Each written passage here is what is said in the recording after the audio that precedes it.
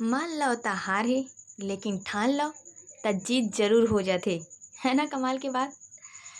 तब मैं यही बताना चाहता हूँ कि कोई इंसान तब नहीं हारा है जब वो शरीर से एकदम कमज़ोर हो जाते। नहीं, एक इंसान तो तब हारते जब वो मन से कमज़ोर हो जाते।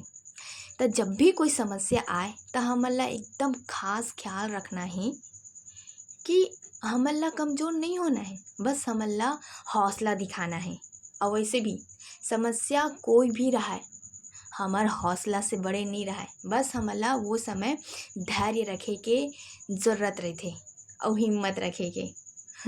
फिर समस्या का है वो तो चुटकी में भी हल हो जाते। तो आप मन हाँ ये बात ला याद रखूँ और अपन ज़िंदगी में उतारे के कोशिश करूँ। फिर देखूँ आप मन के ज़िंदगी में ना एक बहुत बड़े बदलाव आई। और जब भी समस्या आई ना तो आप मन घबराहूँ नहीं, बल्कि हौसला के साथ ओला पूरा करे के कोशिश करूँ। जय जोहार।